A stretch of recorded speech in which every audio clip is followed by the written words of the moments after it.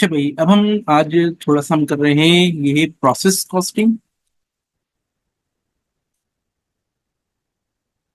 अच्छा, process costing हमारे पास basically होता क्या है? देखिए, जब भी हम काम कर रहे होते हैं तो हमारे पास नॉर्मली दो तरीके होते हैं। बहुत सारे और भी तरीके होते हैं, बट हमारे पास जो कॉमनली यूज होते हैं वो दो तरीके हैं। एक कहलाता है हमारे पास job order cost. Job order costing के अंदर ये होता है कि जब ऑर्डर आएगा तो हम उसी वक्त बनाएंगे और हम डिलीवर कर देंगे। इसमें फायदा ये होता है इसमें कि हमारे पास जो कॉस्ट होती है वो हमारी ज्यादा नहीं लगनी होती है, क्योंकि कंटिन्यूसली अगर मैं बनाता जाऊंगा और वो नहीं सेल हो रहे तो इन्वेंट्री पाइल अप होती जाएगी। जब इन्वेंट्री पाइल अप होगी तो एट द एंड मेरे पास जब तक वो बिकेगी नहीं, मुझे कैश में कन्वर्ट नहीं होगी, तो फायदा नहीं होगा। तो हम इससे बचने के लिए क्या करते हैं, जॉब ऑर्डर करते हैं। ऑर्डर आएगा तो बनाएंगे, ऑर्डर नहीं आएगा तो नहीं बनाएंगे। इसमें हमारा कैश होल्ड नहीं हो रहा होता। तो दूसरा तरीका होता है हमारे पास, वो कहलाता है प्रोसेस कॉस्टिंग। प्रोसेस कॉस्टिंग ये कहता है कि भाई ऑर्डर आए या ना आए, हम कंटिन्यूसली प्रोड्यूस करते जाएंगे। इसमें फायदा क्या होगा? इसमें फायदा ये होगा कि जब आप कंटिन्यूसली बनाते जाते हैं तो आपके पास कॉस्ट कम पड़नी शुरू हो जाती है, क्योंकि आप बल्क में प्रोड्यूस कर रहे होते हैं। इसमें आप ये कह रहे होते हैं कि भाई हमारा काम सिर्फ प्रोडक्शन करना है, तो हमें से कंसर्न ही नहीं है ये बिके या ना बिके। तो हम क्या कर रहे होते हैं? प्रोसेस कॉस्टिंग कर रहे होते हैं। प्रोसेस कॉस्टिंग जब हम कर रहे होते हैं तो उसमें हमारे पास चार तरह की रिक्वायरमेंट आती है। पहली रिक्वायरमेंट आती है, बल्कि हम रिवर्स ऑर्डर में चलते हैं। जो एक्चुअल हमारी रिक्वायरमेंट होती है वो होती है third, cost of goods completed. और जो फोर्थ रिक्वायरमेंट होती है वो होती है कॉस्ट ऑफ एंडिंग यूनिट्स। तो एक्चुअली और बेसिकली हम सिर्फ इंटरेस्टेड ही इन दो कॉस्ट में होते हैं कि भाई जो बनाया उसकी कॉस्ट क्या पड़ी, और जो अभी प्रोसेस में रह गया उसकी कॉस्ट क्या आ रही है। तो ये दो हमारे पास इंपॉर्टेंट होते हैं और इन्हीं दोनों पे में काम करना होता है। मगर इनको निकालने के लिए हमें कुछ और चीजें चाहिए होती है, जिसके अंदर हमें निकालना होता है पर यूनिट कॉस्ट, कि भाई एक यूनिट कितने का पड़ रहा है। जब हम निकालेंगे इसके लिए हमें पर यूनिट कॉस्ट निकालना पड़ता है। और पर यूनिट कॉस्ट निकालने के लिए हमें एक और चीज निकालनी पड़ती है, जो कहता है ईपीयू। ईपीयू का मतलब equivalent production unit.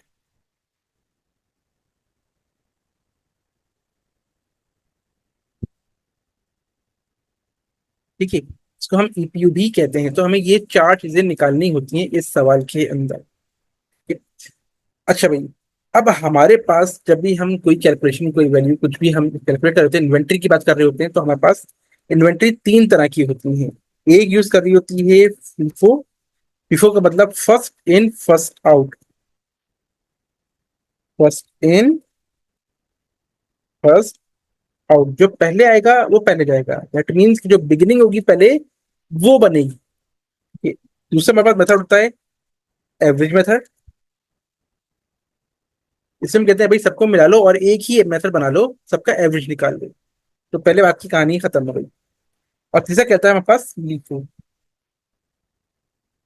Last in first out. जो आखिर में आएगा पहले वो जाएगा। ठीक है।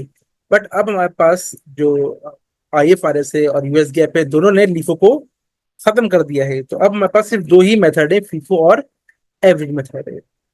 आई होप कि यहाँ तक क्लियर होगा। तो हम निकालते हैं पहले ईपीयू।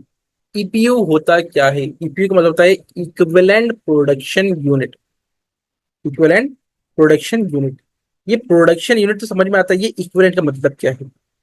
इक्विवेलेंट का मतलब है कि अगर हमारे पास कोई इनकम्प्लीट जॉब है या इनकम्प्लीट काम है या कोई भी इनकम्प्लीट है, तो वो कितने इक्विवेलेंट के बराबर होगा।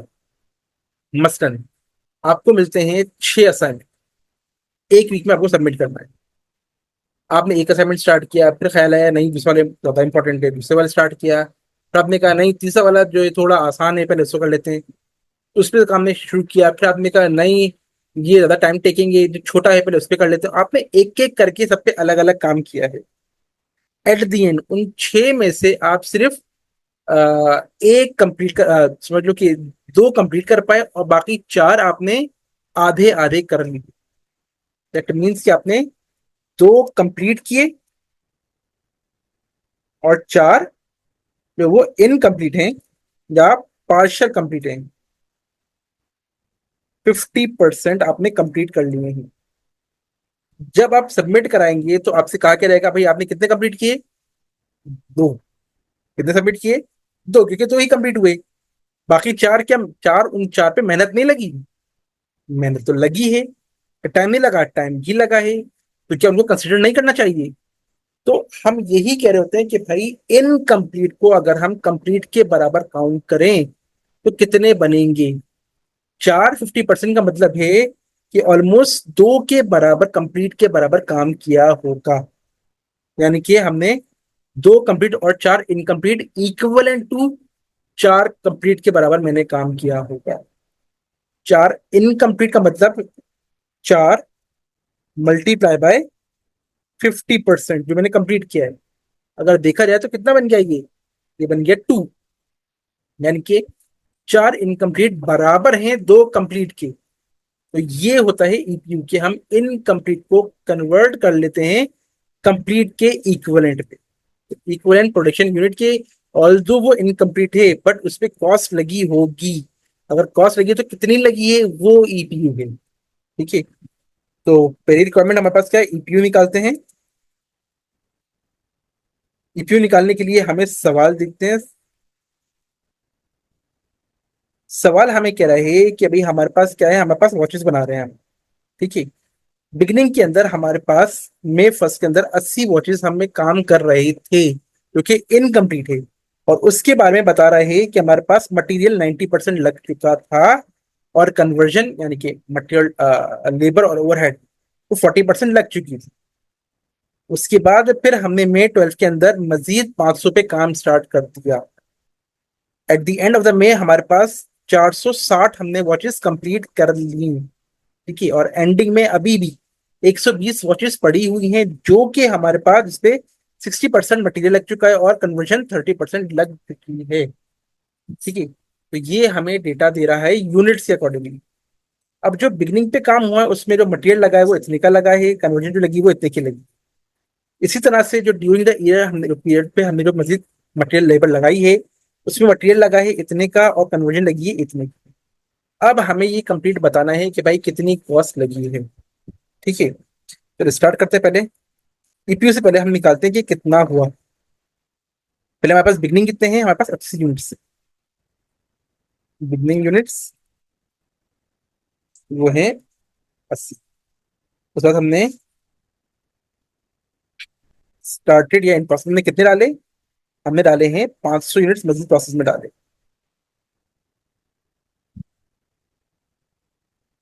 ठीक है। तो टोटल इन प्रोसेस कितने हो गए? हो गए हमारे पास 580 यूनिट्स इन प्रोसेस में हो गए। अब इसमें से हमारे पास लेस हमने कंप्लीट कितने कर लिए? 460 कंप्लीट कर लिए। 400 कंप्लीट। 460 अगर हम माइनस कर दें तो क्या निकल आएगा हमारे पास? हमारे पास एंडिंग निकल आएगा। तो अगर हमें एंडिंग दिया हुआ है, एंडिंग दिया हुआ है तो हम कंप्लीटेड निकाल सकते हैं और अगर कंप्लीटेड दिया हुआ है तो एंडिंग निकाल सकते हैं। अगर हम यहाँ पे एंडिंग माइनस करते तो कंप्लीटेड निकल आता, कंप्लीट माइनस करते तो एंडिंग निकल आता। एंडिंग निकलते हैं 120 यूनिट। यहाँ पे हमें 120 यूनिट निकाल के दिए हुए हैं, वो निकाल के देता या ना देता हम खुद निकाल सकते थे। 120 यूनिट हमारे पास सेम आ रहे हैं। ठीक है। ये तो हमने निकाल दिया। अब ईपीयू निकालते हैं। हमने क्या भाई, कंप्लीटेड मटेरियल और कन्वर्जन। ठीक है। कंप्लीटेड कितने यूनिट्स कंप्लीट किए हमने? हमने किए हैं, कंप्लीटेड किए 460। हमने कंप्लीट किए हैं 460 यूनिट। मटेरियल भी 460 पे लगा है और कन्वर्जन भी 460 पे ही लगी। 460 कंप्लीटेड हैं। अब इसके अंदर हमारे पास बिगिनिंग वाले भी शामिल हैं इस 460 में। इसका मतलब क्या है कि 80, पहले हमने 80 वाले इसके अंदर कंप्लीट किए होंगे बट क्या 80 पूरे के पूरे अभी कंप्लीट किए? नहीं, ये पार्शियली पहले से कंप्लीटेड थे। मटेरियल और कन्वर्जन। हमारे पास क्या बता रहे हैं, वो बता रहे हैं कि 90% मटेरियल पहले से लग चुका था। तो भाई जब 90% पहले से लग चुका था, तो अभी कितना काम हुआ होगा? खाली 10%। जबकि यहाँ पे मैंने पूरा का पूरा लिया हुआ है बिगनिंग। मुझे क्या करना चाहिए? मैं वो माइनस कर दूं। प्लस टू बिगनिंग की यूनिट्स कितने थे?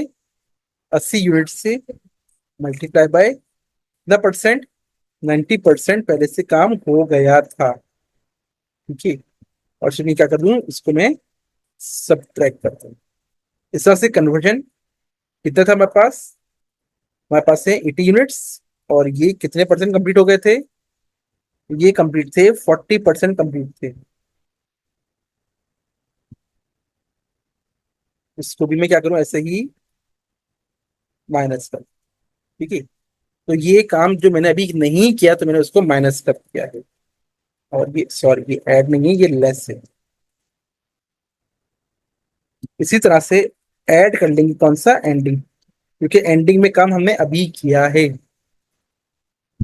एंडिंग में काम हमने इसी पीरियड में किया है। मटेरियल और कन्वर्टर। एंडिंग कितना है भाई हमारे पास? एंडिंग की यूनिट से 120। और इस पे हमने कितना काम किया है? एंडिंग पे हमने काम किया मटेरियल पे 60% और कन्वर्जन पे 30%। तो ये 60% ये हमने काम अभी किया है। और एंडिंग पे हमने 30% काम अभी किया है। तो अगर हम टोटल कर लें,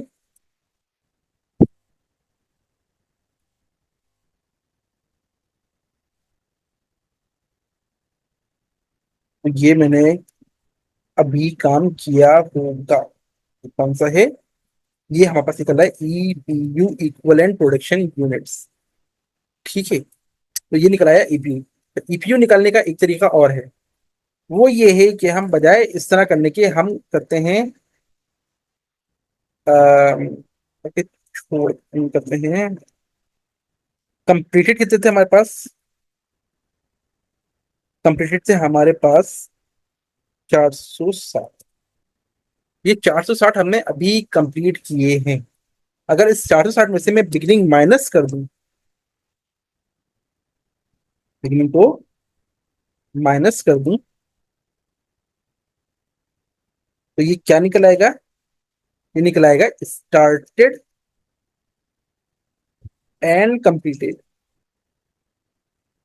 स्टार्ट एंड कंप्लीट का मतलब ये है कि अभी शुरू भी किया और अभी कंप्लीट भी किया। ये पूरे के पूरे 380 वो यूनिट से जो इस पीरियड में स्टार्ट हुआ और इस पीरियड में ही एंड हुए। तो ईपीयू निकालने का दूसरा तरीका है, वो क्या है? हम यहाँ पे कंप्लीटेड नहीं लेते, हम लेते हैं स्टार्टेड एंड कंप्लीटेड।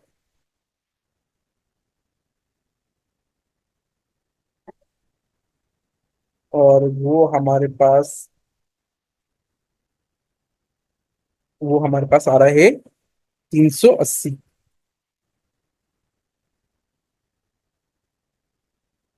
ठीक है। इसके बाद हमने कुछ काम अभी क्या होगा बिगनिंग पे?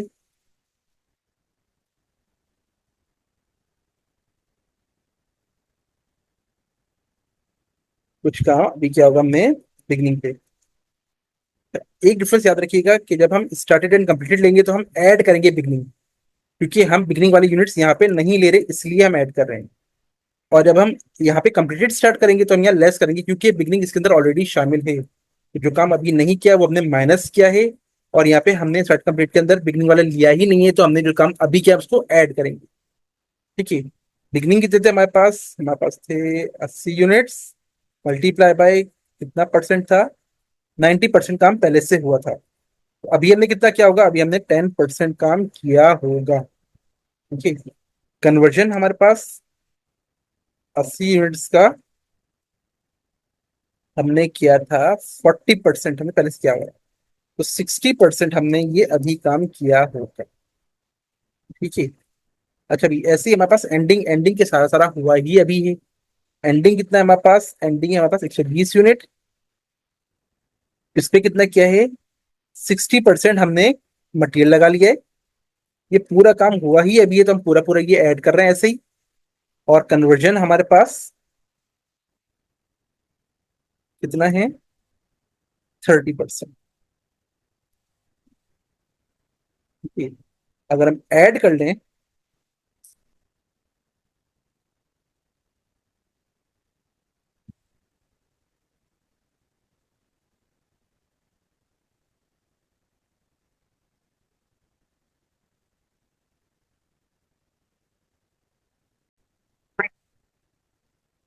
इसके अंदर हमसे एक मिस्टेक हुई, वो ये था कि इसके अंदर हमारे पास ये 36 ऐड करना रह गया था। तो अगर हम देखें तो हमारे पास 460 और 464 आ रहा है। तो अगर हम दूसरे मेथड से भी करें तो भी हमारे पास आंसर सेम ही आएगा। फर्क क्या है दोनों में? फर्क ये है हमारे पास इसके अंदर, अगर हम बिगनिंग को लेस करते तो हम ये स्टार्ट करेंगे कंप्लीटेड से। और अगर हम बिगनिंग को ऐड कर रहे होंगे, ये हमारे पास ऐड है, अगर हम बिगनिंग को ऐड कर रहे होंगे तो हमारे पास वो आएगा स्टार्टेड एंड कंप्लीटेड से। तो ये दोनों का मेजर डिफरेंस है। तो अगर आपने कंप्लीटेड से लिया है तो लेस करेंगे वो पार्ट जो ऑलरेडी हो चुका है। और अगर आप जो स्टार्टेड एंड कंप्लीटेड से कर रहे हैं तो उसमें ऐड करेंगे वो पार्ट जो आपने अभी बनाया है। ठीक है। इसके बाद जो नेक्स्ट आता है हमारे पास, वो आता है per unit cost. Per unit cost. Per unit cost में हमारे पास क्या आ रहा है? हमारे पास है मटेरियल और है हमारे पास कन्वर्जन। ठीक है। तो हमारे पास ये आ गई टोटल कॉस्ट और ये आ गई यूनिट कॉस्ट। ठीक है। तो हमारे पास जो टोटल कॉस्ट दी हुई है इस सवाल के अंदर, वो दी हुई है, टोटल कॉस्ट दी हुई है हमें इस सवाल के अंदर, वो दी हुई है हमारे पास मटेरियल 493 का हमारे पास ऐड हो गया था, और कन्वर्जन 9140 की हो गई थी। तो अभी जो हमने ऐड किया है वो क्या है? 3220 000 3000 और कन्वर्जन की जो कॉस्ट आई है वो आई है हमारे पास 1392 000 तो यूनिट कॉस्ट बन गई हमारे पास total cost divided by EPU. Material का निकाले तो मटेरियल का ईपीयू, और हम कन्वर्जन का निकालने हैं तो डिवाइड बाय कन्वर्जन का ईपीयू। ठीक है। तो अगर हम इसका टोटल कितनी कॉस्ट बन गई, तो हमारे पास पर यूनिट जो कॉस्ट आ रही होगी वो आ रही होगी $10,000 आ रही है। ठीक है। ये टोटल कॉस्ट आ रही है हमारे पास पर यूनिट के ऊपर। ठीक है। तो पहली रिक्वायरमेंट हमारे पास ईपी वाली हो गई है, दूसरी पर यूनिट की हमने निकाल ली है। अब आते हैं नेक्स्ट, अब हमें क्या निकालना है? हम निकालना है cost of goods completed. Cost of goods completed. Completed के अंदर हमारे पास दो पार्ट है, एक वो पार्ट जो हमने अभी किया है और एक वो पार्ट जो हमारे पास पहले से ही कंप्लीटेड था। ठीक है। हमारे पास कॉस्ट प्रीवियसली इनकर्ड हमारे पास पहले पिछले पीरियड में हो गई थी, उसमें हमारे पास मटेरियल की कॉस्ट लगी थी और कन्वर्जन लगी थी। मटेरियल की कॉस्ट हमारे पास लगी थी 493 360। 493 और 360। और कन्वर्जन लगी थी हमारे पास 91040। 91040। ठीक है। तो टोटल हमारे पास कितनी कॉस्ट लगी है? टोटल हमारे पास ये कॉस्ट लगी है जो प्रीवियसली इनकर्ड हो गई थी। प्रीवियसली हमारे पास इनकर्ड हो गई थी। अच्छा, ये है हमारे पास, ये है हमारे पास बिगिनिंग की कॉस्ट है।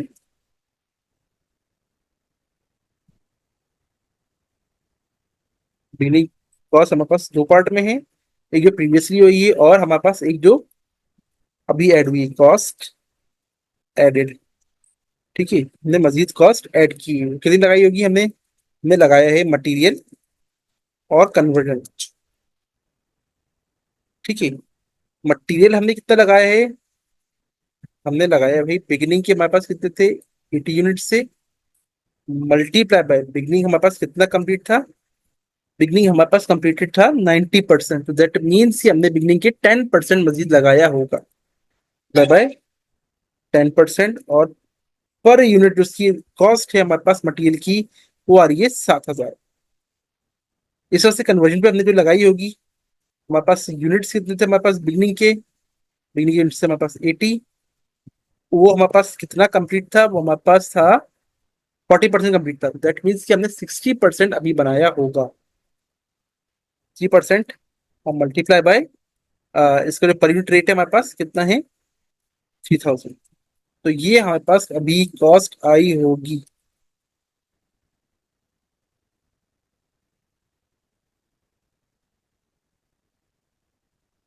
ठीक है, ये कौन सा हमारे पास कॉस्ट एडिट है। तो अगर हमारे पास टोटल बिगिनिंग की कॉस्ट की बात करें, तो हमारे पास अभी वाली और प्रीवियस वाली ये दोनों को ऐड कर लें, तो यहाँ पास ये निकली होगी, ये निकली होगी हमारे पास बिगिनिंग की कॉस्ट आ रही होगी। ठीक है। इसके अलावा हमारे पास कॉस्ट क्या है, कॉस्ट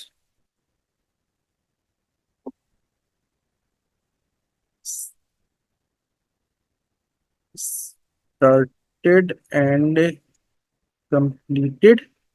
हमने अभी स्टार्ट और कंप्लीट कितने किए थे, हमने स्टार्ट और कंप्लीट किए हैं 380, और ये पूरे के पूरे अभी बने हैं, तो इस पे पूरी पूरी कॉस्ट आ रही होगी, तो सिंपली मल्टीप्लाई कर दें। तो हमारे पास जो टोटल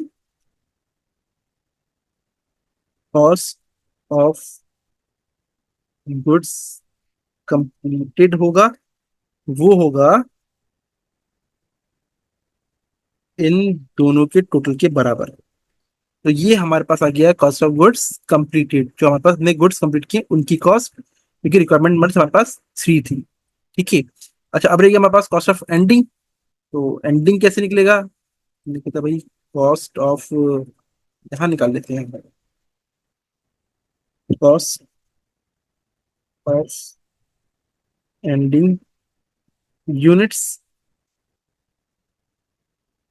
अच्छा, हमारे पास क्या थे, मटेरियल एंडिंग पड़ा हुआ है और कन्वर्जन लगी हुई है। मटेरियल हमारे पास कितना है, मटेरियल हमारे पास है 120 यूनिट्स, और ये कितने हुए हमारे पास 60% अभी लगा है। तो अब ये पूरा का पूरा अभी लगा होगा, तो हमने 60% ले लिया, मल्टीप्लाई बाय हमारे पास ये इसका पर यूनिट रेट कितना आ रहा है मटेरियल का, ये इससे कन्वर्जन का हमारे पास कितना आ रहा है, कन्वर्जन का हमारे पास एंडिंग 120 है, मल्टीप्लाई बाय कितना परसेंट है, ये है हमारे पास 30% है, या गया 30%, मल्टीप्लाई बाय इसके रेट से। ठीक है, दोनों को ऐड कर ले हम, तो ये क्या निकला है हमारे पास, कॉस्ट ऑफ एंडिंग। ठीक है, तो इस तरह से ये हमारे पास कंप्लीट होता है, और ये है हमारे पास अंडर फीफो मेथड।